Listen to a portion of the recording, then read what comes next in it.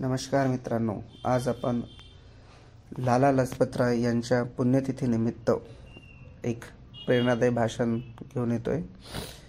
तर चला करूया आपण भाषणाला सुरुवात। आदरणीय प्रमुख अतिथी, उपस्थित मान्यवर, गुरुवर्य आणि माझ्या प्रिय मित्रमैत्रिणींनो, आज आपण एका अशा महापुरुषाच्या पुण्यतिथीनिमित्त एकत्र आलो आहोत ज्यांचे नाव ऐकताच छाती अभिमानाने भरून येते, ते म्हणजेच पंजाब केसरी लाला लजपतराय।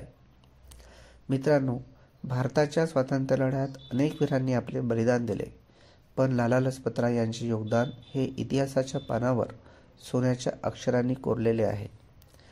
लाला लजपतराय हे केवळ स्वातंत्र्य सैनिक नव्हते, तर ते विचारांचे, न्यायाचे आणि देशप्रेमाचे जाज्वल्य स्वरूप होते।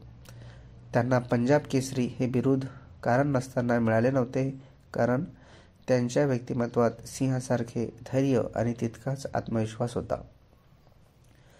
1928 मध्ये ब्रिटिश सरकारने सायमन कमिशन भारतात पाठवले, पण या कमिशनमध्ये एकही भारतीय सदस्य नव्हता।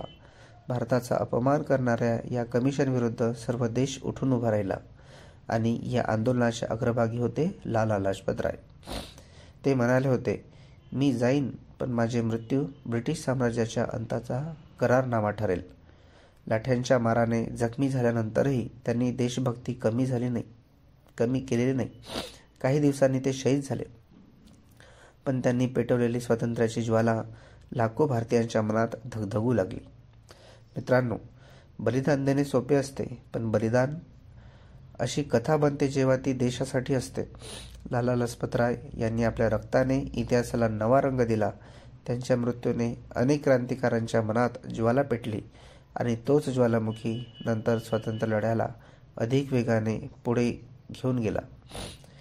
आज आपण स्वातंत्र्याचा श्वास घेतो, पण हे स्वातंत्र्य सहजासहजी मिळाले नाही। लाला लजपतराय आपल्याला शिकवून गेले, धैर्य हेच माणसाचं सर्वात मोठं बळ आहे। देशासाठी उभं राहणं हा प्रत्येक माणसाचा धर्म आहे। अन्यायाविरोधात आवाज उठवणे ही खरी देशसेवा आहे।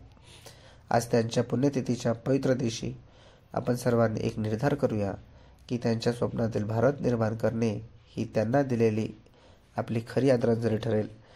शेवटी मी एवढेच म्हणेन, लाला लजपतराय यांचे जीवन म्हणजे देशभक्तीचे विद्यापीठ आणि त्यांचे बलिदान म्हणजे स्वातंत्र्याचा सुवर्ण अभ्यास। धन्यवाद। जय हिंद, जय भारत।